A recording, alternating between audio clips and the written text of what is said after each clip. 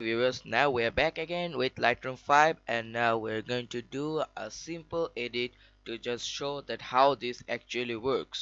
আমরা আজকে একটি ন্যাচারাল ছবি দিয়ে Lightroom 5 এ দেখব কিভাবে Lightroom 5 এ ন্যাচারাল ছবিতে ন্যাচারাল কালার গুলো দেখা যায়, অর্থাৎ এগুলোর টেক্সচার কেমন হয় এবং কন্ট্রাস্ট এবং বাকি সব বিষয়গুলো কিভাবে হাইলাইটেড হতে থাকে।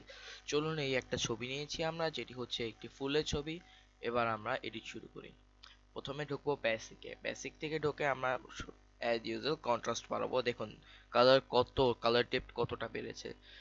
ছবিগুলো তোলা হয়েছে হচ্ছে নিকন D5300 দিয়ে। এটি একটি এন্ট্রি লেভেল ডিএসএলআর, যাবত যদিও এন্ট্রি লেভেল, তারপরও এটি যথেষ্ট ভালো এবং এটির ছবিগুলো যথেষ্ট শার্প। এবার চলুন আমরা একটু হালকা টেম্পারেচার দেই, টেম্পারেচার দিব। হ্যাঁ, টেম্পারেচার কমাবো না বাড়াবো? না, থাক, টেম্পারেচার নরমালি থাক। আমাদের বেসিকে আপাতত টুকিটাকি কাজ শেষ।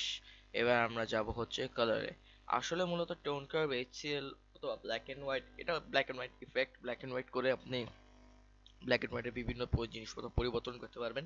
এটার প্রয়োজন হয় না, এইচসিএলটাও কি বেশি একটু পরিবর্তন করে না। আমরা সরাসরি চলে যাব কালার্সে। কালার্সে যে রেডে স্যাচুরেশন বাড়িয়ে দিব, লুমিনেন্স বাড়ানোর দরকার নেই। এটার অরেঞ্জের লুমিনেন্স বাড়িয়ে দিলে দেখা যাবে যে এটা মূলত স্কিন কালারের উপর ডিপেন্ড করে, বাট এটা সাধারণত বাড়িয়ে দেওয়া ভালো। অরেঞ্জের লুমিনেন্স বাড়ালে ডার্ক ইয়েলো কালারটা চলে যায়। এই ইয়েলো দিয়ে আমরা ইয়েলো কালারের উপরে ডেপথ করব। গ্রিন, আমরা যেহেতু ছবিটিতে অনেক সবুজ রয়েছে, আমরা গ্রিনটা একটু বাড়িয়ে দেই। ব্লু, ব্লু দিলে টেক্সচার ভালো থাকবে। আর সবাই মনে রাখবেন, হলুদ আর সবুজ যেখানে আছে সেখানে যদি আপনি নীল রং বাড়ান তাহলে আপনার রংটি দেখতে সুন্দর লাগবে, এটি বাধ্যতামূলক।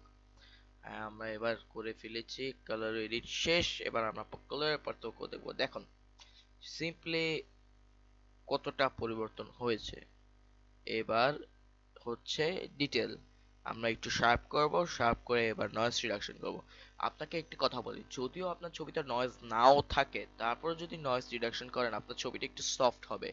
দেখা যায় যে অনেক সময় অনেকেই থাকে যে ছবি অতিরিক্ত শার্প করে বা অতিরিক্ত সফট করে। এটা পুরোপুরি আপনার টেস্টের উপরে ডিপেন্ড করে যে আপনি ছবিটা কেমন রাখবেন।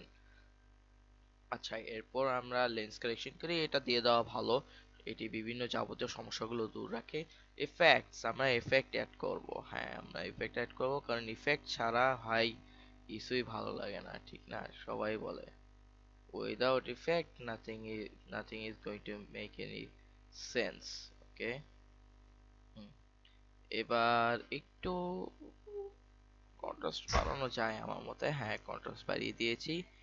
এবার দেখুন সিম্পলি ছবিটা, হ্যাঁ, আমরা বুঝতে পারলাম। এবার সেভ করা যাক। এভাবে যে এক্সপোর্টে যে লাস্ট টাইম আমরা যে ছবি এক্সপোর্ট করেছিলাম সেটির সাথে এক্সপোর্ট উইথ প্রিভিয়াস দিব। এক্সপোর্ট হচ্ছে, ওই যে লেখা আসছে কলেজ প্রোগ্রাম 2016 028, ওটি হচ্ছে ছবির নাম্বার। Task completed. যাক, আমাদের ছবিটি কমপ্লিট হয়ে গেল এডিট করা। Thank you viewers for watching. Good bye, আসসালামু আলাইকুম।